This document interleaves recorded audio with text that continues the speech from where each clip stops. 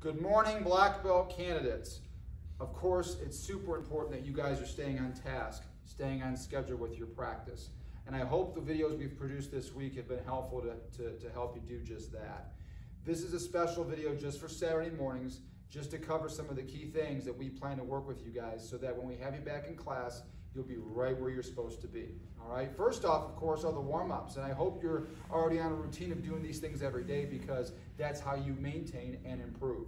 First, jumping jacks. So we need to see 2.5 minutes of jumping jacks this week. Now, I'm not going to do 2.5 on this video because I want to save some bandwidth and some cloud space in the world right now. But you got to do it, and I'll do mine at home, I promise. We're going to go to sit-up. So sit-up position. We need someone to hold those feet, and I need you to give me 45 sit-ups.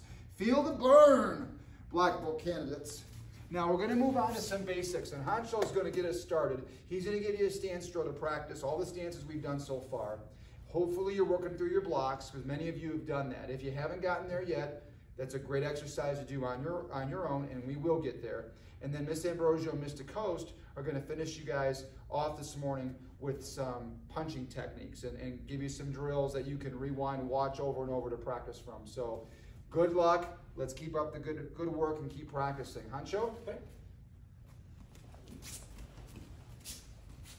Good morning, everyone. Good to see everyone on this Saturday morning.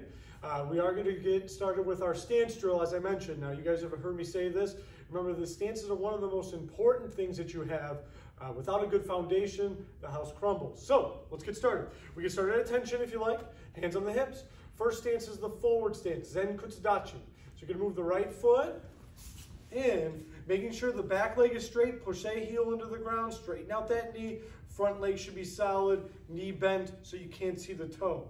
Next is Kibadachi, horse stance. You're going to move your back foot for this one and then push your heels out, making sure to align the feet, push the knees out, tuck the hips under. You don't want to, bend over per se. From here, you're going to go to back stance. You're going to move your right foot on this one, the front foot, point the toe forward, shift the weight back just a little bit, and you're in a good back stance now. Remember, 70-30 between your legs.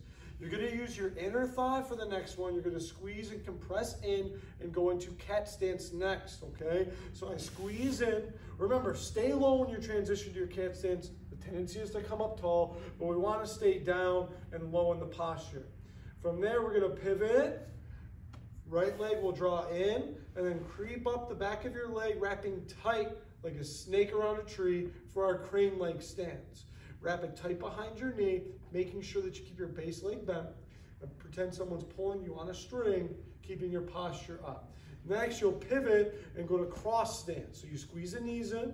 As I mentioned, this is the opposite of your cat stance, meaning all the weight's on the forward foot, very little weight on the rear leg. And finally, we'll finish, two more I should say. We're going to go to hourglass stance next. Tuck your hips under, squeeze the knees in, making sure that the front foot is on the 45-degree angle, back foot is straight ahead. And from there, you can put your hands back on your hips if you like. We'll go into leaning stance.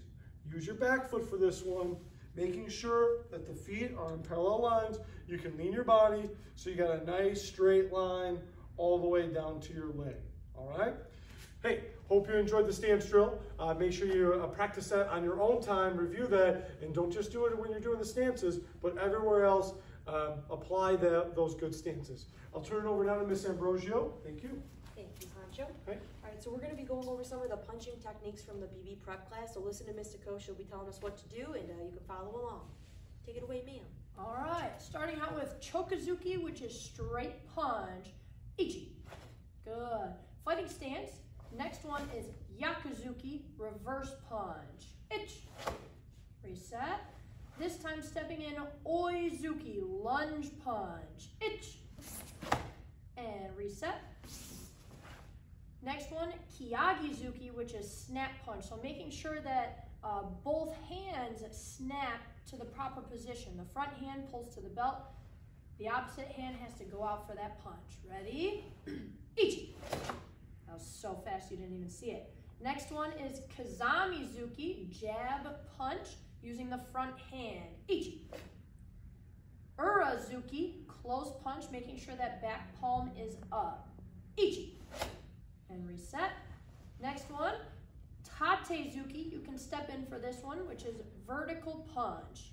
Ichi. Beautiful. Next, Mawashi Zuki, making sure that you keep the arm nice and round and aiming towards the temple. Roundhouse punch. Ichi. And reset. Kagizuki, hook punch. Your arm has to make a 90-degree angle. Ichi. And reset. Next, Yamazuki, large U punch. So you'll come in halfway to cup and saucer and step in.